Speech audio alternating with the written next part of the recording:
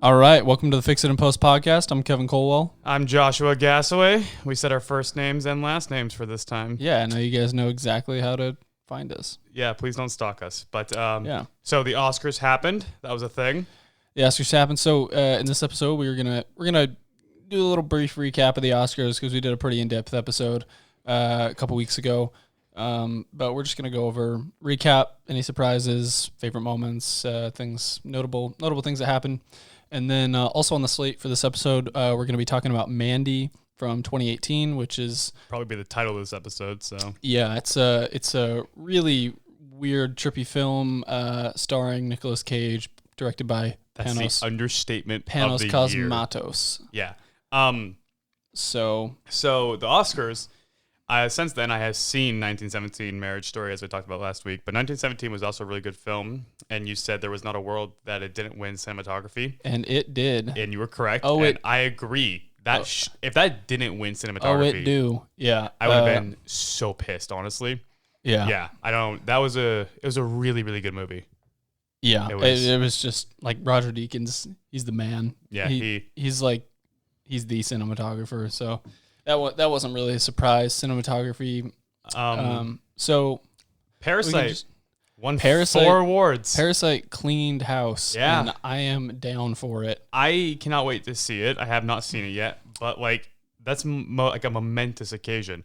An It's, international film winning more than just the international category. The first foreign language film Yeah. to win best picture, which is and the first foreign language film to win best international because they changed it this year. What? It used to be it used to be like best foreign film, but now it's like best international film. So it was the first one to take that title. just because it's a different category. Well, I know. I'm just saying. Okay, that's any film would have been the first one then. Well, yeah, it would have. Okay. But like, it's the fact that I don't know. Anyways, But Bong Joon-ho just seemed really cool. He quoted Scorsese in his thank you speech, and he was nominated in the same category as Scorsese. I can't imagine one of your idols and then being in the same category as and them, they gave beating him a them. standing ovation. Yeah, it was. It took him 92 years to find a foreign film that they decided was good enough to win Best Picture, but Yeah. Parasite was definitely a good one to break that. And on the line of first as well, we had our first female conductor at the Oscars, or in like a high position. She conducted all of the original screenplay, or not screenplays, but all the original scores for the movies right before they announced the winner. So that was pretty cool. Gotcha. Yeah. We had let's see. Best animated feature, Toy Story 4. I don't think that's too huge of a surprise. I haven't seen any of the animated features. Joker got best music score though. It did.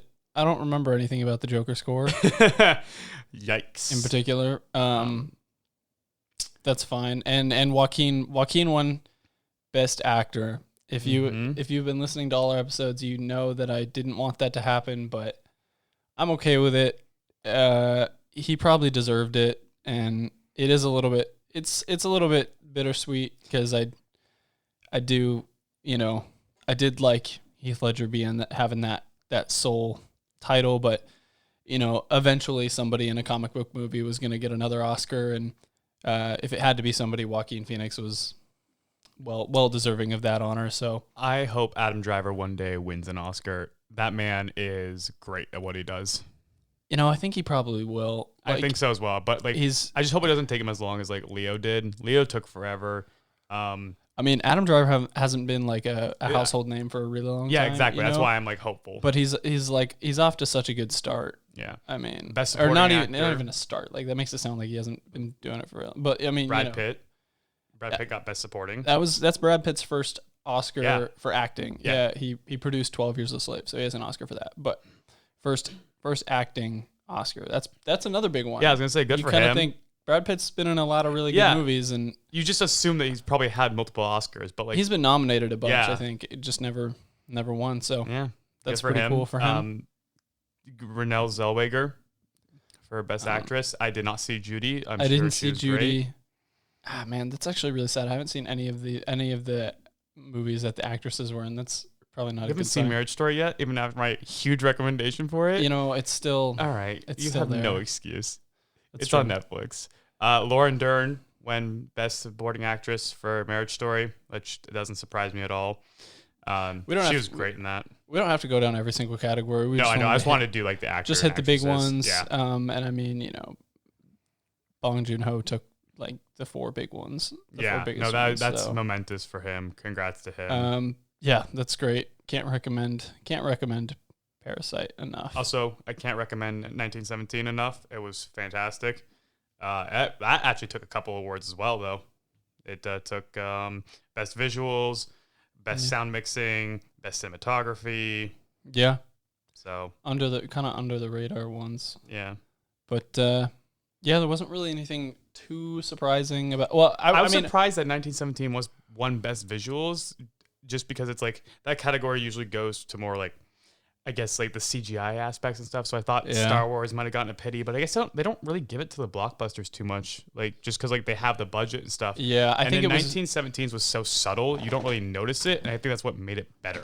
I think it was because it was something more unique, I guess. Like, I mean, obviously, like I think Star Wars and Endgame were both nominated as well in that category, and Yes, those have a ton of special effects, but it's all like. It's not like standard stuff. You know? like Thanos like looked amazing. It's like they but- were really well done, but it's like like CGI spaceships and Yeah, I guess there's like no reference laser to, like, blasts compare and it stuff like to, that. Whereas so 1917 was a much different kind of special effect for them to achieve that. So yeah, that's fair. Yeah, um, Lion King was nominated for that one as well. Yeah, that was. I actually watched a really good video essay about how Lion King was actually really shittily animated. Yeah, I would. Yes.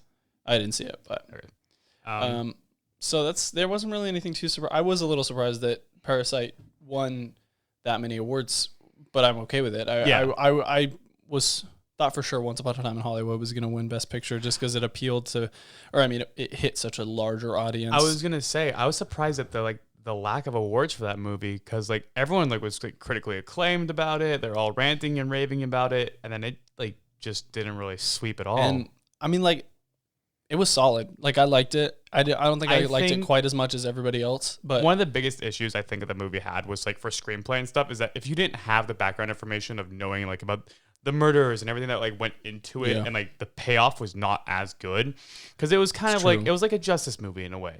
And so if you knew what was supposed to happen, like what was coming, you Yeah. know, and you were waiting for that, and then it's like there's a lot of extra information that I feel like the general of USA and stuff knows about, but like not everyone did. Yeah. And so it was like, but with 1917, you didn't need any of the extra information. You didn't need anything. Yeah. It would probably be like if you went into watching Inglourious Bastards with no prior knowledge of World War II, like Yeah, that would be very weird. it wouldn't make it would probably still be a great movie, but it wouldn't That get as opening much, scene would not have as much tension for sure. and you wouldn't get as much a kick out of it when they kill Hitler. 'Cause Yeah. it would be like, okay, they got the bad guy, Yeah. but in real life, they didn't get the bad guy. So Well, I mean, yeah, Well, he killed himself. eventually they got him, but not like that. So Dude, I want to kill the guy that killed Hitler. you what? I want to kill the guy that killed Hitler. Hitler. Yeah. That's actually so. This is a tangent, but Hitler's obviously dead now. What? Nah, he's in Brazil with Tupac. He'd be like 160 or something yeah. like clearly he's dead now. Clones. But I don't know if I'm 100% convinced that he killed himself. Oh, really? You're on that side? I think he could have had a body double and he escaped somewhere and lived in South America for the rest of his days or something like that. But Okay. All right, that's a side tangent yeah. for a different podcast. Yeah, for a mini-sode. Yeah. Okay, so let's get on to Mandy. How about let's that? talk about Mandy. So So what the fuck was this movie? yeah, so if you know nothing about this movie, pause this, go watch the trailer right now. It's actually the trailer's awesome because every single frame of that trailer looks like it's pulled straight out of a comic book or like a painting or something. It's just so stylized. Like every single shot is not normal. Yeah, you know? and it's from 2018, so it's pretty recent too. So like, and it has Nick Cage in it. It has I don't even know. Like there was one other actor in it that I recognize that I just cannot remember off the top of my head. But like I've never done shrooms. I imagine that movie is what would happen if you took shrooms. I mean, so. like there is the plot element of them taking LSD. Yeah. You know, But like the entire first hour of the movie is just absolute nonsense to me. that's true. It starts slow, and I mean the whole movie is slow, but Yeah, it's a very, very slow paced movie. it's for a really like gory action revenge movie. It is paced very, very slow. There's a lot of Nicolas Cage just looking at the camera. Demons, by the way? No, like you that weren't. thorn thing. You weren't listening. No, I definitely like kind of. It did not draw my attention. They for were certain parts they were of it. like a biker gang. Well, there's a cult. I know the cult, but like that thorn thing at the end. There's a cult, but then there's the like black biker people. Yeah.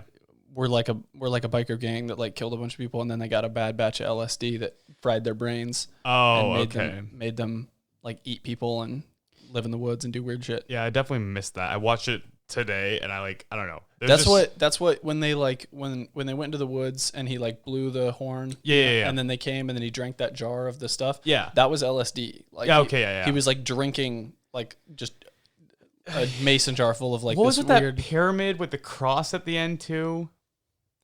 I mean, that's just weird stylistic. Yeah, okay, I mean, that's what I thought. Yeah. I mean, it's he just went and killed this Christian cult leader. Yeah, and yeah, he burns their cross. I was just very sanctuary confused by like down. the pyramid and then like it going into a cross. Yeah, it was strange. It's very stylized though. I would agree with that. There's a lot that like the entire and then the ending kind of wraps up back at the beginning, if that makes sense. Because like that girl comes back and they're kind of like just like talking, and then Nicolas Cage just looks into the camera with his bloody face, and it's just yeah. It was a very strange movie. But like, yeah, I feel like you could. I mean, if you just there are like so many screen grabs from this movie that would make such good wallpapers. Like if you I you can go to see Mandy that. and it was visually great. Like that's the one thing I was like I can talk about like the colors and the visualization of it because like.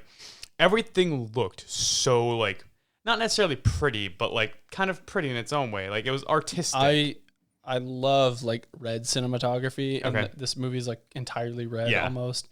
But it was, and this is another one where it's like I've said the same thing about Uncut Gems, but like an actor who you don't normally associate with like being like it's kind of a joke. Like Nick Cage is like a little bit of a joke, you know. Like not a little bit. Nick Cage kind of is at this point. Like people don't think of him as like a great actor. No, when they think Nick Cage, they think Kick-Ass and they think Ghost Rider at this point, and National Treasure. And National Treasure, that was good. Yeah, my friend did recommend me Vampire Kiss. He said it's very kind of similar to this, and that it has like it has a plot, but it's just very stylistic and artistic choices.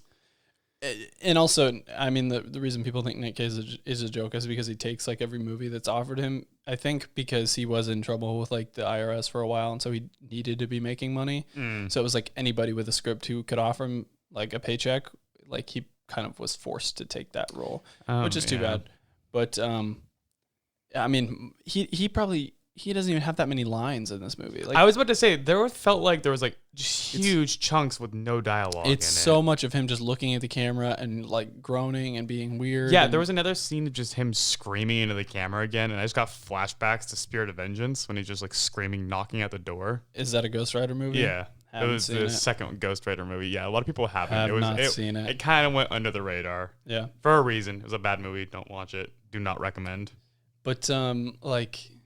I don't know. I love a good revenge movie. Yeah.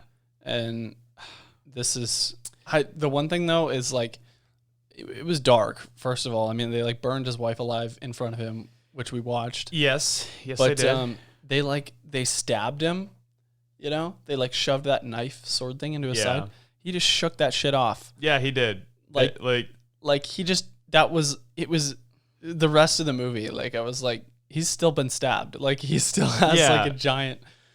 Because the time frame of this movie is pretty like a few hours. Yeah. Well, I don't know. However long it took him to craft that axe. I actually sent a screen grab of that to my friend because I was like, he's literally just being Thor right now. It was like, so silly to me. That actually shining axe. That might have taken a while actually to build the axe. So maybe he healed a little bit from his stab, but like he got stabbed and then he like Just kept going. He just kept going, man. Yeah. And it never came back. That was like, dude, they shoved like a foot-long sword into your side. How are you not? And then like near the end, they like just chainsaw battle, or like he pulls out a chainsaw, and then the other dude pulls out like a bigger chainsaw. Well, it's like a lumber chainsaw. They make chainsaws. No, I know. That's not bullshit. It was just such like it was just like a oh, mine's bigger type scenario right there. And then they just fought with just a little taste of Sharknado. Yeah, there's just so much. Like, it felt very redneck at the end there. Yeah, well, and then like redneck. that scene of like the canyon with him like with the gun like overlooking the canyon, and then just shoots the biker dude. Yeah, I was like, where the fuck is this movie going? At no point did I ever think, oh yeah, that makes sense, or oh yeah, I can see why that happened. Yeah, he was really bad at revenge at first. Like he just shot that one guy and then got immediately captured a second time. But then somehow gets fucking awesome at revenge. And then I think he crafts he apparently has level 100 smithing abilities because he crafts this enormous stainless steel axe that he can go throw with perfect accuracy from, he became like a 50 god. yards away. And then, and then at the end of the movie, he says, I am your god now, right before he crushes that guy's head with his hands. Which is, I think one thing that they actually did really like well and interesting was like they had title card transitions between some of the areas. Like if it was like a new like act almost, and it was like a bleeding title card that got like harder and harder to read by the end of it almost. I thought that was really interesting and like a good stylistic choice that they made. The whole thing was just like it just was played like and there were like animated portions, like the dream sequences were 2D animated, and I was about to bring that, like I was not expecting there to be animation in this movie at all, and then just all of a sudden and the style of the animation fit really well with it was weird and it was creepy and it was like, I disagree with that a little bit. I disagree? I think the animation pulled me out of it a little bit. Yeah. Because, like, I think they tried to make it as, like, a dark and gritty as possible. I think it was just slightly too cartoony. Like, if they had made it, like, a little bit more, like, stylized cartoon, it might have been a little bit better. But I don't know. Just for me, personally, it drew me out of it a little bit. The second time that they did the animation, though, it was fine for some reason. And then there was like, little stop motion portions. Like, he puts the little dot of LSD on his tongue, and then it, like, flashes. So and there's many like drugs. Like like a stop motion skull like melting and like weird stuff that flashes on the screen, and before he goes into his that's probably what made him good at revenge, is he tastes that LSD shit. You think LSD gave him god powers? I mean, it gave him. I mean, like it did something to him because or I don't know. I guess before that he like pulled the pipe, hit the guy, and knocked him. Okay, so like with the axe scene, he kind of like does like a montage of him making the axe scene. Like, I think that was framed pretty well, but like how would you want to frame that up? What do you mean? Like how would you have shot that? Like with no budget? It was almost or like with a budget rather. It was almost like kind of poking fun at itself. Yeah. Or like it was almost so like outlandish that it was like they knew. Like, like when they were making the outline for this movie, and it was like, oh, and then there's a super badass smithing scene.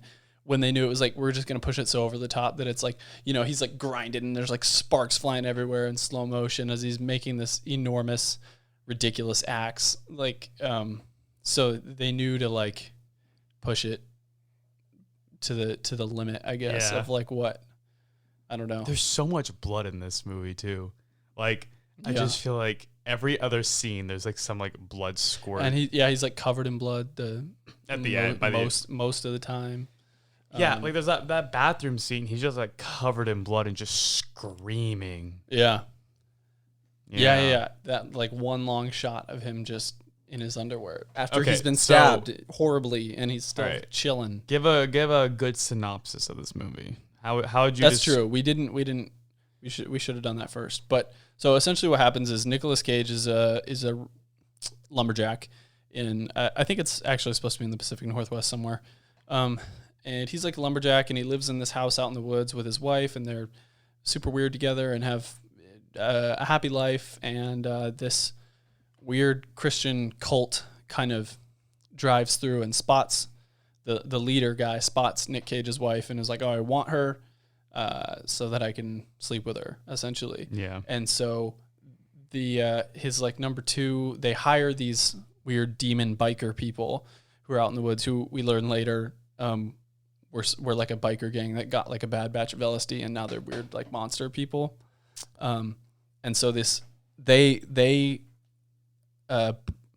basically go into Nick Cage's house and chain him up. What was the character's name? Red? Red. Yeah. Yeah, okay. They go into Red's house, played by Nicolas Cage. They go into Red's house, Nicolas Cage. And his wife's name is Mandy. What? Wow. Yeah. So they go into his house and, tie him up, and the cult leader tries to get Mandy to sleep with him, and he like stands there and whips his dick out, and Mandy kind of just laughs at him, and he gets really upset, and so he decides, fuck it, I'm just going to kill Mandy and leave Nicolas Cage for dead. Leaves Red for dead. It's Nicolas Cage. It's fine. And so they then burn they burn Mandy alive in front of Red. Yeah, they do. And he's real sad about it. He's real upset. Yeah, they that's about up to where I started following. They stab him in the side and leave him there for dead, and somehow he escapes and decides he's gonna go get his revenge. So yeah, and then he does. Yeah. He goes and kills the biker people, and then he goes and kills the Christian people cult thing after he crafts himself a huge metal battle axe in his workshop, I guess. Yeah. Well, I mean, I guess if he's a lumberjack, I guess maybe he makes his own axes. Maybe it's just a hobby that we're supposed to think he has. He's like, oh yeah, he crafts stuff in his spare time. It was like he like forged it from the gods or something, because they made it like glimmer and it looked like it was shining a lot, and I was just it was like almost like this mythical weapon that he was making, when it's like really it could have been any axe probably that he could have used, but and yeah, it's, I don't know, Nick Cage probably has like 10 lines in this whole movie.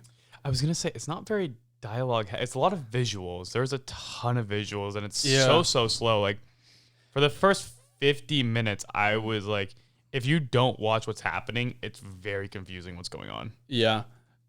I'd actually be curious. I'm going to try and look it up right now, but I want to know how many pages the script is. That's exactly what it was. Yeah. I want to know how long the script is. Yeah, that's fair. Oh, geez. It says it's 111.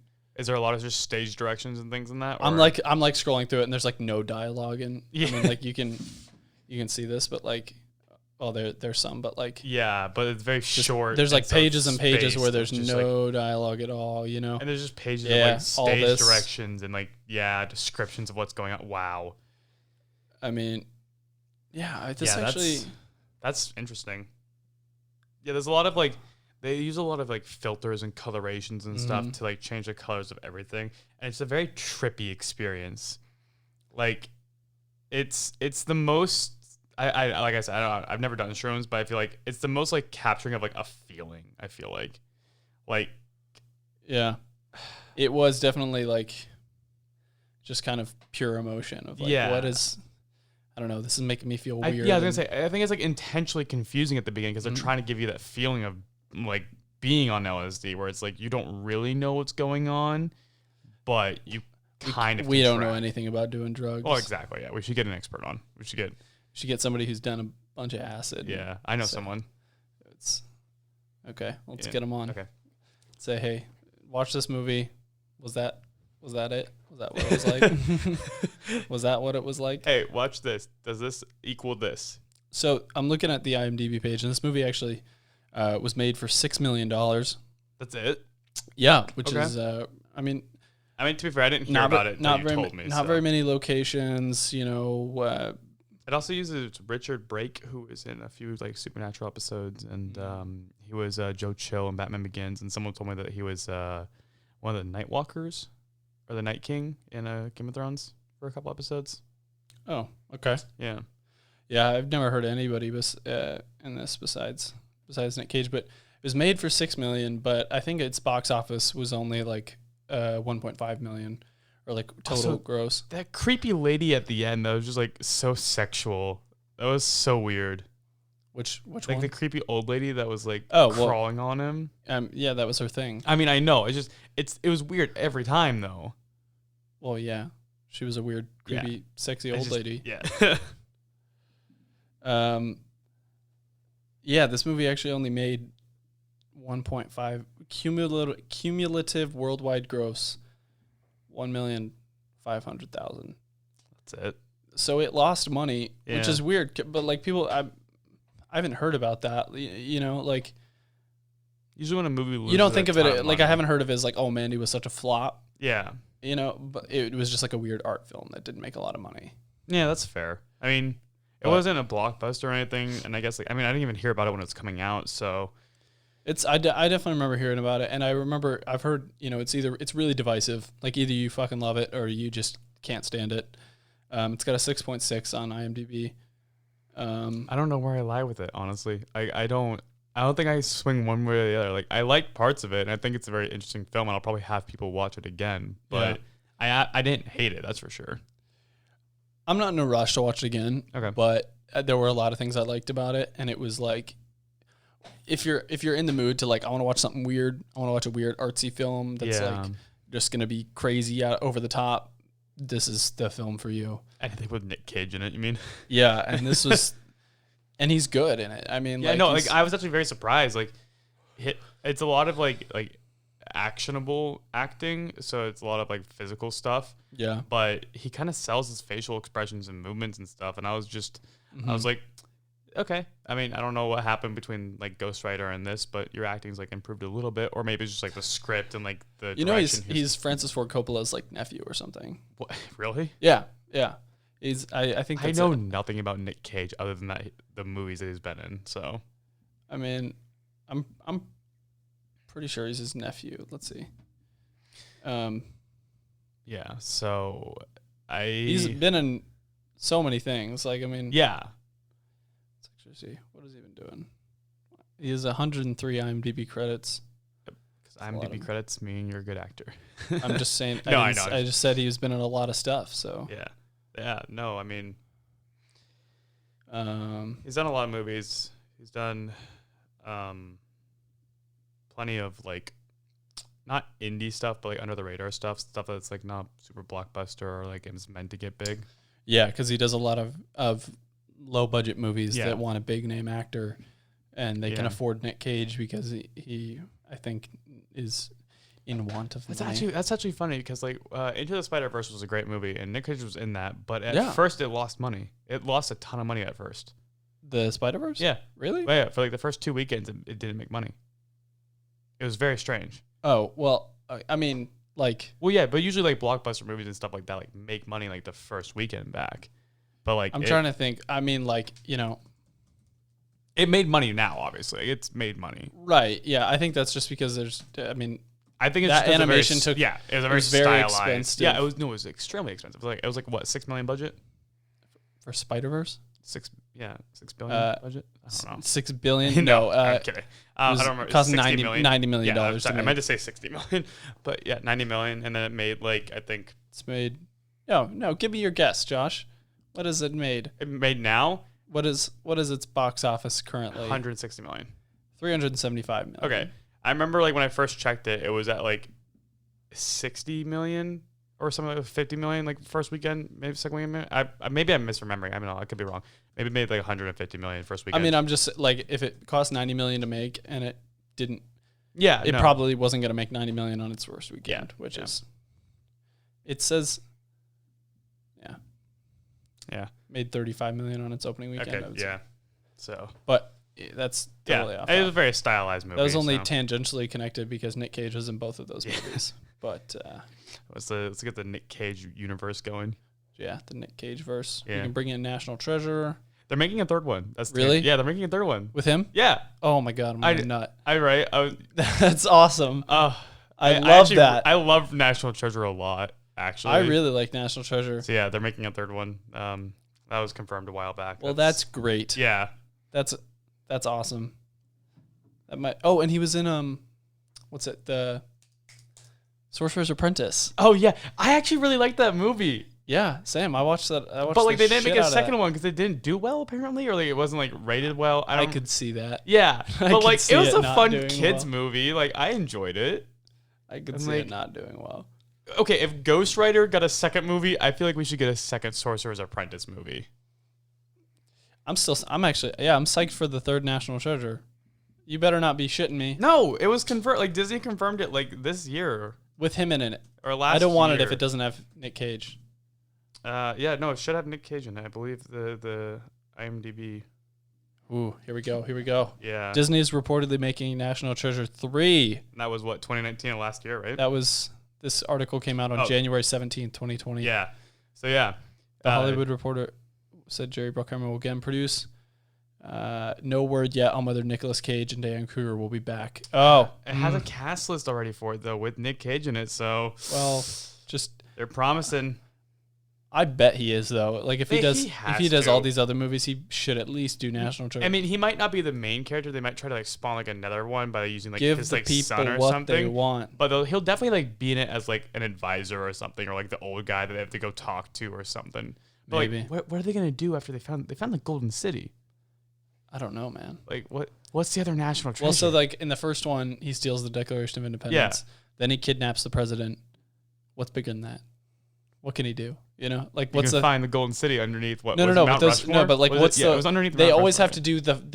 have to do the crazy thing in order to find the awesome thing. That's true. So what's the thing? Like what is it? Like I don't know, blow up the Pentagon or something like that. You know, like what's the thing that he will that like I'm gonna steal the Declaration of Independence. You know, but like what's that thing that he's gonna do this time? Do we have to any restore guesses? the Sphinx. He has to return the nose of the Sphinx. Like I don't know, like fuck the Pope or something like that. Like what's this? He has to kill the Pope or make the anti-Pope. I'm gonna suck the Pope's dick. Okay, so at the end of the movie, there's this guy that like he's about to crush his skull, and the guy's just like pleading. This is Mandy. We're talking about Mandy again. Sorry, and the guy just goes, just to put context on what Kevin was saying, and the guy just goes, "I'll suck your dick. You want me to suck your dick? Like, is that what you want?" And then he just slowly becomes more and more crazy. He's like, "No, it's like you are my God. Kneel before me." This Christian cult leader guy is like going in and out of being super confident that he's like, I'm the son of God. Nobody can fucking touch me. And then also like, oh, holy shit. Like I'll suck your dick to get out of this. And then he's like spouting off about how like, I'm the chosen one. You can't, no one can hurt me. This is God's plan. Everything is going exactly as I want. And then Nick Cage just crushes his head in his hands. This is what National Treasure 3 is. I have to make these movies. Yeah. Oh my, that's so funny. All right. So Disney's listening. Yeah. National Treasure 3. We'll be in it too. He's got to do some lewd acts with the Pope. Yeah. In order to, I don't know, like the Pope probably like has some tattoo on his ass that like is. He can get him into like the basement of the Vatican where like the anti-Pope is, and then they can go from there. The anti-Pope. He's got a. It's like the Pope but for Satan. There's like the Pope has like a tattoo on his balls that like is a map to like Atlantis or something like that. And, yes, and Nick Cage National Treasure 3. Nick Cage has to like get to third base on the Pope so that he can see this map. Yeah. That might be a good place to stop. Yeah. Be a good place to okay. So we watched Mandy. I think next week we're gonna talk about fight scenes, right? Yeah. Yeah. Next week we're gonna go over our top fight scenes of all time. Top 5 scenes, probably of TV shows, maybe. I believe, and then you're gonna do top 5 movies that you've seen. Yeah. And I think we'll just go from there. Yeah. So thanks for listening. Stay tuned for that. You can go watch Mandy if you want a wild trip. Yeah.